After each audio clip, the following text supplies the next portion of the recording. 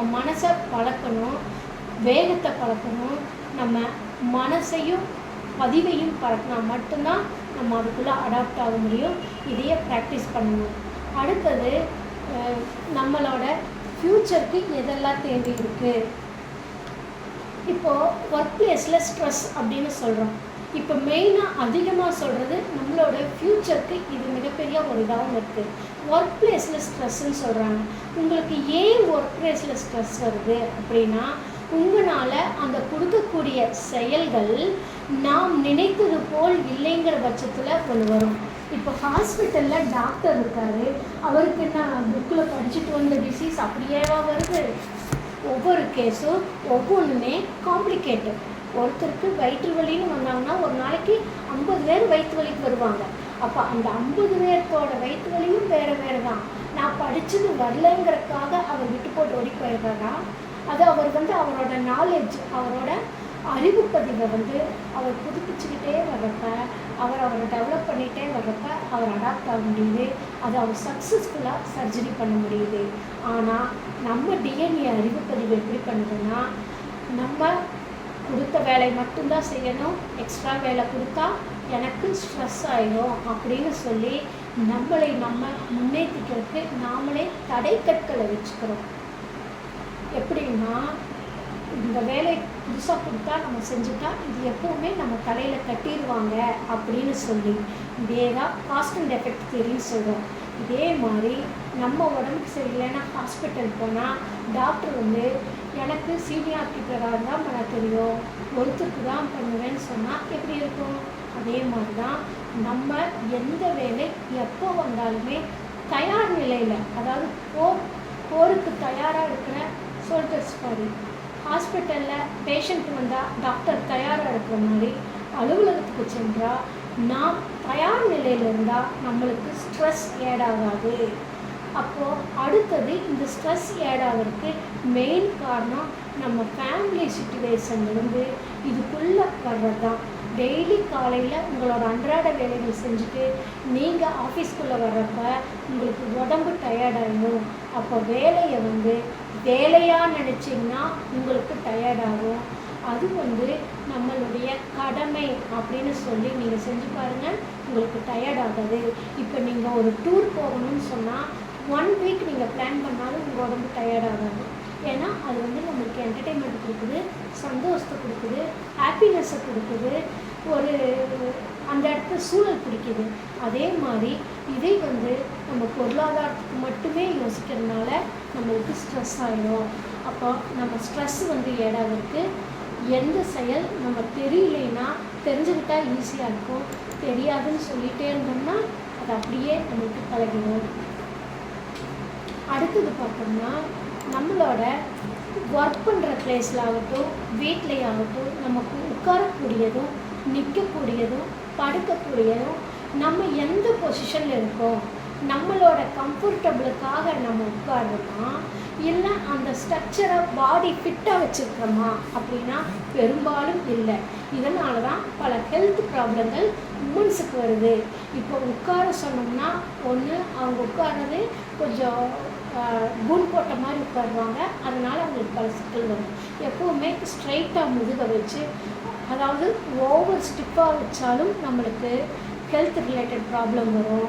அப்போது ஒரு சிலர் பார்த்திங்கன்னா இப்படி தான் எங்ககிட்ட ஒரு பெண் வர்றாங்க, எனக்கு நடந்தாலே கால் வலிக்குது, உட்காந்தா எந்திரிக்க முடியல அப்படின்ட்டு பல பிரச்சனைகள் சொல்லிட்டு வராங்க. தொடர்ந்து ஒரு 10-15 பிரச்சனைகள் சொல்கிறாங்க. நாங்கள் அவங்கள ஸ்டடி பண்ணோம்.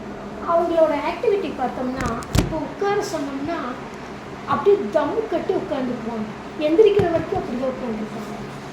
இப்போ மிஷினில் ஒர்க் பண்ணுறாங்க, ஒரு டெய்லரிங் மிஷினில். அந்த மிஷினில் ஒர்க் பண்ணுறப்ப அந்த மோட்டர் வச்சு ஒர்க் பண்ணுறாங்க.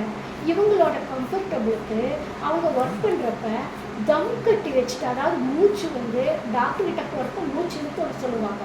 அந்த மாதிரி இவங்க மூச்சு இழுத்து உள்ளே வச்சுக்கிட்டு அந்த மிஷின் பெடலடிச்சு அந்த தைச்சி முடிக்கிற வரைக்கும் உட்காந்துருக்காங்க. அப்போ அவங்களுக்கு மூச்சு பிடிப்பு மாதிரி பிரச்சனைகள் வருது. அதே மாதிரி ஒருத்தர் நடந்து போகிறாங்க, நடந்து போகிறப்ப அந்த நடக்கிறதுக்காக மூச்சு வெளியில் மட்டும் விட்டுட்டு போவாங்க, உள்ளுக்குள்ளே இன்டேக் எடுக்க மாட்டாங்க. இதோட விளைவு அவங்களுக்கு நடந்தால் கால் வீங்கிக்குது.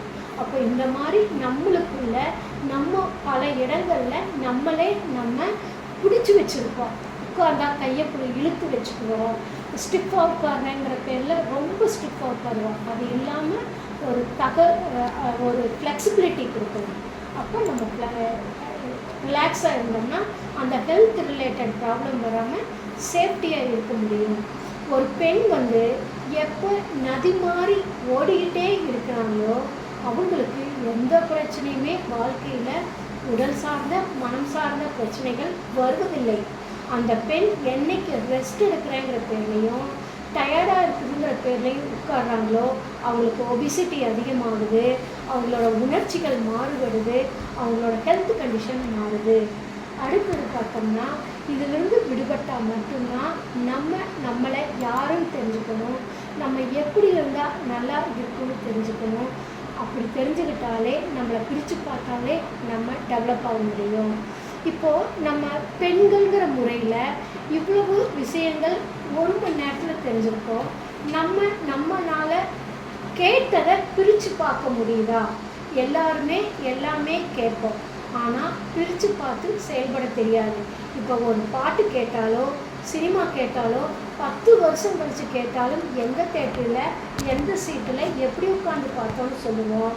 ஆனால் நம்மளுக்கு தேவையான அறிவு சார்ந்த தகவல்கள் நம்ம உடம்புக்குள்ள டிஎன்ஏக்குள்ள அறிவு பதிவுக்குள்ளே போய் எடுத்துகிட்டு வெளியில் வேலை செய்கிறது மிகவும் சிரமப்படும். ஏன்னா பழைய டிஎன்ஏ அறிவு பதிவுலேயே இது வரைக்கும் நம்ம இயங்கிட்டோம், செயல்பட்டுக்கிட்டோம். அதோட விளைவு நம்ம புதுசு ஏற்றுக்க முடியாது, ரிஜெக்ட் பண்ணோம். அப்போ தொடர்ந்து நம்ம ப்ராக்டிஸ் மூலயமாக நம்ம செயல்படுத்திட்டு வர்றப்ப நம்ம வெளிக்கொண்டு வர முடியும். அடுத்தது சேஃப்டி ப்ராசஸ், அவேர்னஸ். நீங்கள் எப்பவுமே எங்கே இருந்தாலுமே ஒரு அவேர்னஸாக இருக்கணும். இப்போ அலுவலகத்தில் போனாலும் சரி, இப்போ அலுவலக வேலை செய்தாலும் சரி, ஒரு அவேர்னஸாக இருக்கணும். இப்போது ஒரு சில பேங்க்கில் போய் பாருங்கள், ஒரு பர்சன் என்ட்ரு ஆனாங்கன்னா அவர் வெளியில் போகிற வரைக்கும் அவர் என்னென்ன பண்ணுறாருன்னு ஒருத்தர் கரெக்டாக சொல்லுவார். இது எல்லா பேங்க்லேயும் நடக்குமான்னு தெரியாது, ஆனால் ஒரு சில பேங்க்லேயும் இது நடக்குது. அது எப்போ கேட்டாலும் அவர் சொல்லுவார். ஆனால் பெரும்பாலும் நாம் வேலை செய்கிற இடங்களில் நம்மளுடைய வேலையே நாம் சரியாக செய்யறதுக்கு சிரமப்படுறோம். மற்றவர்களுடன் நம்மளுடைய பிரச்சனைகளை பேச ஒரு 5 நிமிஷம் கிடைக்குமா 10 நிமிஷம் கிடைக்குமான்னு சொல்லி நம்ம அந்த சேஃப்டிக்குள்ளே போயிடுறோம். நம்மளோட சேஃப்டி நம்ம மிஸ் பண்ணிடுறோம். இதனோட விளைவுனா நம்மளுக்கு பிரச்சனைகளே உண்டாக்குது. அப்போது நம்மளுக்கு இருக்கக்கூடிய சரௌண்டிங்குள்ளே நம்ம எங்கெல்லாம் இருக்கிறோம், ஒர்க்கிங் பிளேஸா, ஹவுஸா, ரிலேஷன்ஷிப்லையா, நட்பு வட்டத்துலையா, ஃபேமிலி சர்க்கிளையா, உங்கள் ஸ்ட்ரீட்லையா, நீங்கள் எங்கே இருந்தாலும் அவேர்னஸாக இருக்கணும். மற்றவர்கள் என்ன சொல்கிறாங்கன்னு உங்கள் காதுக்குள்ளே போய் அது உங்களை கேள்வி கேட்க வைக்குதா, சிந்திக்க வைக்குதா, செயல்பட வைக்குதா, அப்போ தான் நீங்கள் வளர்ச்சி அடைஞ்சிருக்கிறீங்கன்னு அர்த்தம். அப்போ உங்களைய நீங்கள் ஒவ்வொரு நாளும் எப்படியெல்லாம் உங்களை கவனிக்கிறீங்க, உங்களை திருப்பி பார்க்குறீங்க, உங்களை நீங்கள் செயல்படுத்துகிறீங்க அப்படிங்கிறது தான் உங்களோட வளர்ச்சி இருக்குது. அதனால் ஒவ்வொரு பெண்களுமே இந்த இன்டர்நேஷ்னல் உமன்ஸ் டேல ஆக்சிலரேட் ஆக்ஷன், அதாவது செயலை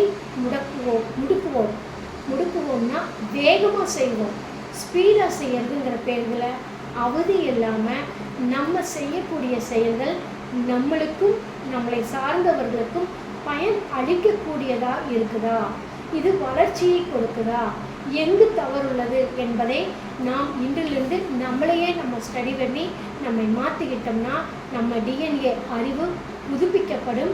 நம்மளுடைய ஜென்ரேஷன் சொல்லக்கூடிய 7 தலைமுறைக்கும் இது மாற்றப்படும்.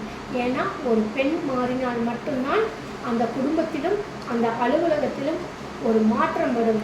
மாற்றம் என்பது வளர்ச்சியை நோக்கி இருக்க வேண்டுமே தவிர வீழ்ச்சியினுக்காக சிந்திக்கக்கூடாது. பெரும்பாலும் நம்மளுடைய சிந்தனைகள் தேவையற்றதுக்கு மட்டுமே சிந்தித்து கொண்டிருக்கின்றது.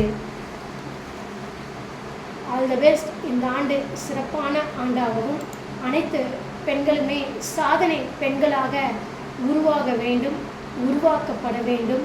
உங்களுடைய ஜென்ரேஷனும் சாதனை பெண்களாக உருவாக வேண்டும் என்பதற்காக சிறப்பு வாழ்த்துக்களை சொல்லி விடைபெறுகின்றேன். மீண்டும் சந்திப்போம். All the best. தேங்க்யூ.